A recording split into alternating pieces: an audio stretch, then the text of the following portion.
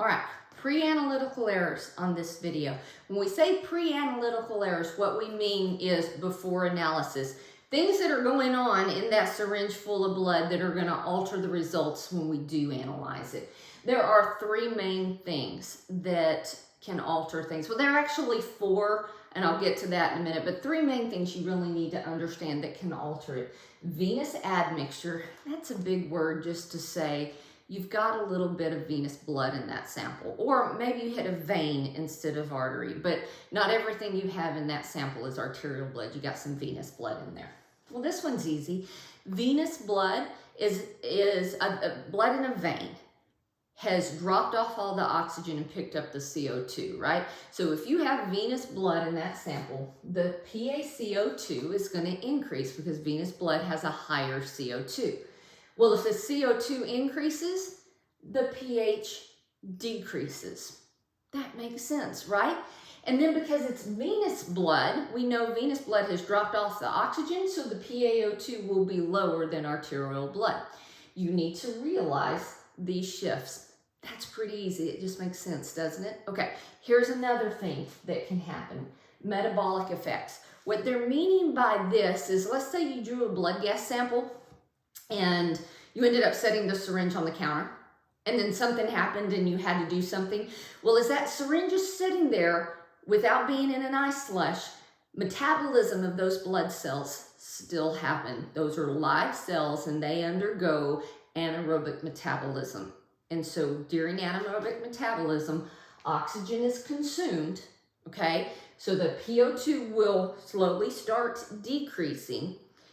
Oxygen's consumed, CO2 is produced, okay? So the CO2 will increase, okay? As the CO2 increases, pH is gonna decrease.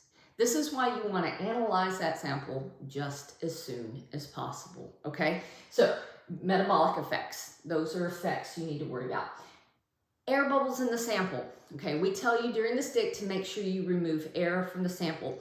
First of all, I'm gonna say if you have frothy air bubbles all mixed in the sample, discard that sample, okay? You're gonna have so much problems here that we don't even need to analyze it. If it's all frothy, don't even analyze it. But as you're drawing it, if there is a big bubble in the sample, you have to get rid of it, and I'm fixing to show you why. I'm gonna draw you a picture, and this is probably the hardest one to understand, but it's really not that hard. So I'm gonna come over here, and I'm gonna draw a blood gas syringe. So let's say this is the syringe full of blood, okay? And in this blood, we have a huge air bubble, okay? Now I'm just gonna assume this patient, for this purpose, this patient is a normal patient. They don't have anything wrong with them. So their PaCO2, we say normal is 35 to 40. I'm gonna say PaCO2 is 40 millimeters of mercury. And their PaO2, let's say it's 80. Normal's 80 to 100, right? Okay, so just for the purposes of explaining what happens, I'm gonna take this normal patient. Now in the air bubble, there is a big O2, right? And on room air, and that air bubble is room air. It's air from the atmosphere. That bubble is about 150 millimeters of pressure of oxygen, okay? Barometric pressure times 21%. That's where I'm getting that 150. So the pressure of oxygen in that air bubble, and that's not even PaO2. Let me do this right. This is just the pressure of oxygen, PO2. PO2 is 150. But there is also a pressure of CO2 we have to think about. And if you think about room air, there's really not any CO2 in room air, right? It's 78% nitrogen, 21% oxygen, and 1% trace gas. So essentially the PCO2 is 0 in that air bubble. Okay, so if you understand this, that the pressure of oxygen in that air bubble is 150 and the pressure of CO2 of that air bubble is 0, I've got normal values in the blood. Now all you have to remember is gases move from an area of high pressure to low pressure.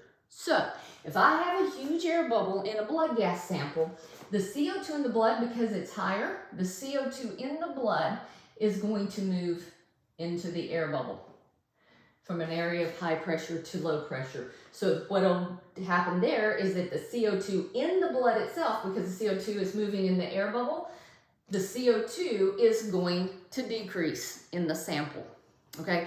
An air bubble will always make your CO2 decrease. Always, always, always, always will make your CO2 decrease. And when CO2 decreases, pH increases. That's easy. Okay, PO2 is where it gets to be a little bit different depending on what's going on with your patient. In this situation, what we have here is we have more pressure of oxygen in the air bubble than we do the blood. So now what's going to happen is oxygen's going to move out of the bubble into the blood. And in this case, it will actually increase towards that 150. So really what we're saying is happening is the PO2 is going to move out of the bubble into the blood until equilibrium is reached. So that PaO2 is going to elevate. I don't know how much it's going to elevate. It's going to elevate though towards 150. Okay, does that make sense? All right, if that makes sense, I'm going to give you one other example. Let's say this example, here's our blood gas syringe full of blood. Here's our huge air bubble. We know that PO2 is 150. We know the PCO2 is 0. Now let's say our patient's a little bit different. Let's say this patient got picked up by the EMTs. They put the patient on a non-rebreather. And I'm just going to pretend like this person's PaCO2 is 50. All right, but their P little AO2, because they're on 100%, let's say is 200, okay? Different situation in that now the patient's blood is oxygen enriched, all right? But it's the same application. Pressure's moved from an area of high pressure to low pressure. So the CO2 is gonna move out of the blood into the air bubble. Again, an air bubble will always, always, always decrease the CO2. And when CO2 always, always, always decreases, if the CO2 in the blood decreases, the pH increases, okay?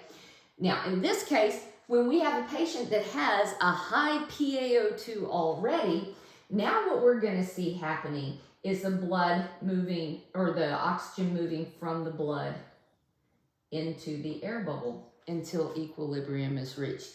So in this case, this patient's PO2 is going to fall towards 150. It's going to decrease slightly until equilibrium is reached. So bottom line is, if you have an air bubble in the sample, air in the sample, the CO2 always, always, always decreases. The pH always, always, always increases. All right.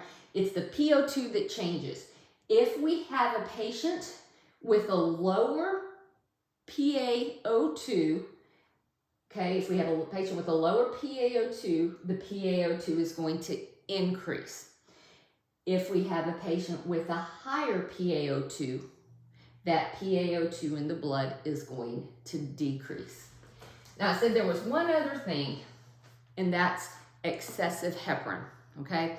Now, if you're doing a stick and you're getting 1 ml of blood, you're probably not going to have to ever worry about excessive anticoagulations. Where this really comes into play is drawing an art line. And if on an art line you don't, you have to do that discard sample because it's got heparinized solution in the blood. Let's say you don't do that and you pull back a lot of heparin. Excessive heparin or excessive anticoagulants in the blood, into the sample, will do the exact same thing an air bubble will, okay? It does it for different reasons, and I think that might be beyond what we need, but it will do the exact same thing an air bubble does. It'll decrease the CO2, increase the pH, and shift that PaO2 either higher or lower depending on the situation. So if you understand what an air bubble in the sample does, then you understand what excessive anticoagulants or excessive heparin in the sample does, okay? So I hope this series has helped. If you have any questions, just type me a message, okay? See you soon.